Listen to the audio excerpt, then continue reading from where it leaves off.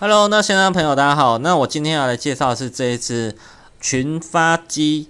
那它的功能的部分的话，它会有一个 LINE 的群发的功能，加上微信的定位违章群发的功能。那大概的功能呢，会像这样。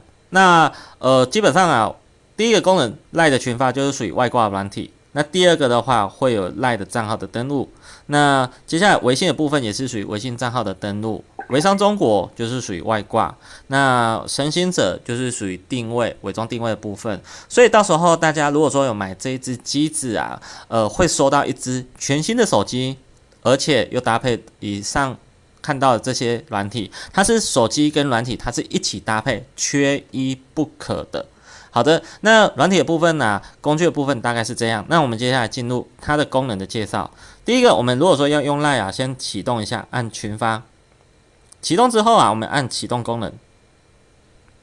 好，它会有个小精灵，这就是属于 standby 的动作。那接下来我们就进入 LINE 的部分。那 LINE 的部分啊，大家就可以打好你的文章，选好，就按住不放，会有个转传。那你就会来到转传的画面。接下来，假设现在已经进入转传画面，小精灵的部分我们可以按一下，按启动，它就会自动的帮你的群组啊，有几个帮你点。那最后按启动发送。这是它会自动帮你完成的，或者你觉得按出来啊比较麻烦，你可以按音量的下键来启动也是可以的。所以这就是 LINE 的群发，大概是这样。好的，那如果说这个用不到，大家可以按设定啊，上面这边按一下，选择到最下面有个退出，因为避免占机体。好的，那这就是属于 LINE 的部分。那微信的部分的话，进入啊大概是这样。如果说你进入的时候啊，跳出一组机器码，代表你这个没有开通，要跟你的代理商寻求机器码的开通。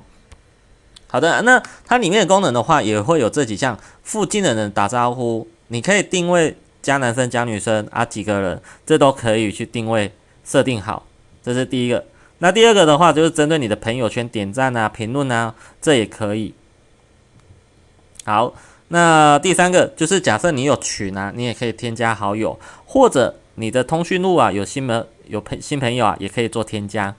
那接下来就是好友，你的好友名单当中啊，你要做群发，也可以，这里都可以定位好，都可以设定好。那接下来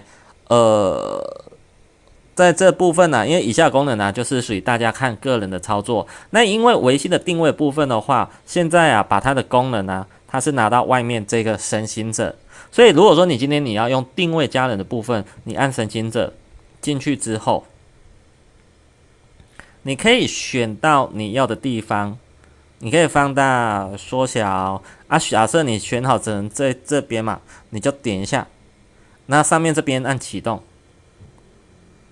这样子的话，启动之后啊，大家再进入微商中国这边，按附近的人这边打好你的文章，按男生女生这边按启动，它这样的话就自动的会进入你的微信里面的。那因为我现在没有进入微信啊，这部分的话，所以它没有办法进入，这是一个动作。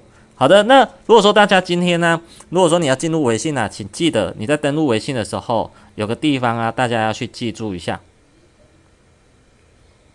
进入微信的时候啊，请把语言这边呢改成简体中文。好，再按登录，因为这样的话，这套软体才会正常启动。